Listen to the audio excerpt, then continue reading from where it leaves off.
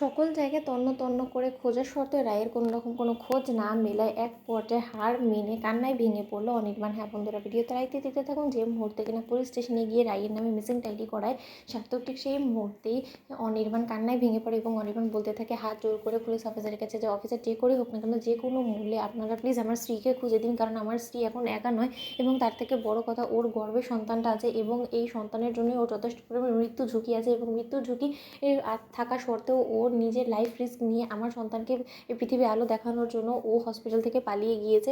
আপনি যে করে হোক না কেন ওকে যত শীঘ্রই সম্ভব ওর একটা খোঁজ এনে দিন আমার কাছে। অন্যদিকে পুলিশ অফিসার বলতে থাকে যে দেখুন, উনি যেহেতু নিজ ইচ্ছায় পালিয়ে গিয়েছে, তাহলে এই ক্ষেত্রে ওনাকে খুঁজতে হলে আমাদের অনেকটা সময় লেগে যাবে, কারণ ও যে মানুষ কিনা নিজ ইচ্ছায় পালিয়ে যায়, তাহলে আপনি বুঝতে পারছেন যে সেই মানুষটা যেখানে দু চোখ যায় সেখানেই নিশ্চয়ই যাবে এবং তার গতিবিধির উপরে নজর রাখার সাধ্য আমাদের নেই। এবং তার থেকে বড় কথা, সে কোথায় গিয়েছে না গিয়েছে সেই সম্পর্কে আপনাদের বিন্দুমাত্র কোনো রকম কোনো ধারণা নেই, তাহলে নিশ্চয়ই আপনারা বুঝতে পারছেন যে বললেই তো হয়ে গেল না, তাই না? আপনাদেরকে একটু ধৈর্য ধরতে হবে। অন্যদিকে যখন অনির্বাণ দিশেহারা হয়ে পড়ে, অন্যদিকে অনির্বাণ বলতে থাকে যে না, এরকম করে হাতে হাত দিয়ে বসে থাকলে কোনো মতেই হবে না, আমাকেও নিজে থেকে একবার আমার স্ত্রীকে খুঁজতে বেরোতেই হবে। অন্যদিকে স্রোত এবং সার্থক অনির্বাণকে সামলে বলতে থাকে যে অনির্বাণ দা, তুমি এতটা রেসলেস হয়ে পড়লে কী করে, সকলকে তুমি সামলাবে বলো তো? অন্যদিকে অনির্বাণ বলতে থাকে যে স্রোত, তাহলে তুমি আমাকে বলো দাও না আমি কী করতে পারি বলো তো? কোথা থেকে তোমার রায় দিদিভাইকে আমি খুঁজে আনবো? কেন ও এরকম বোকাম্মো করলো বলো তো?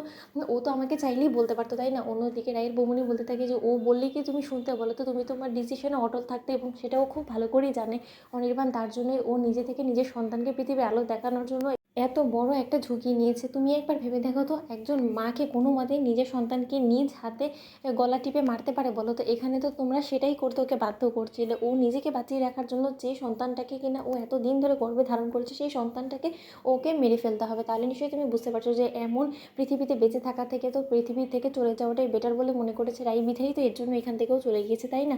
আর ও খুব ভালো করে জানে যে ও যখনই তোমাদের কাছে ফিরবে তখনই ওর অ্যাবর্শন করানোর চেষ্টা করবে তোমরা, এবং তার জন্যই ও কোনো মতেই তোমাদের কাছে ফিরতে চাইবে না এবং তোমাদের হাতের নাগালের বাইরেই ও চলে গিয়েছে। এতটুকু অন্তত আমি যতটুকু রায়কে চিনতে পেরেছি আমি বলতে পারি তোমাকে।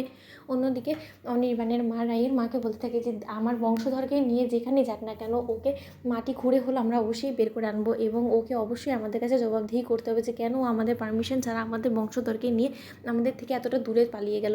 এর জন্য দিদি আমি কোনো মতে আপনাকে ক্ষমা করবো না এবং আপনার মেয়েকেও ক্ষমা করবো না। আপনারা আপনার মেয়েকে কী শিক্ষা দিয়েছেন বলুন তো? এটাই কি আপনাদের শিক্ষা? অন্যদিকে রায়ের মা বলতে থাকে যে দোহাই লাগে দিদি, আপনি আর আমাকে দোষারোপ করবেন না, কারণ আমি আমার মেয়েকে হারিয়ে রীতিমতো পাগল হয়ে গিয়েছি। আমি আমার মেয়েকে হারিয়ে দিশেহারা হয়ে পড়েছি। আমার এই অবস্থা, অসুস্থ শরীর নিয়ে আমার মেয়েটা কোথায় কোথায় পথে পথে হেঁটে বেড়াচ্ছে, সেটাই তো এখনও পর্যন্ত আমি জানি না। মিষ্টি, তুমি আমাকে বলো না আমি কী করতে পারি, কী করে আমি আমার মেয়ের খবর পাবো? তো বন্ধুরা, লাইক এবং শেয়ার করে সাবস্ক্রাইব করতে ভুলো না।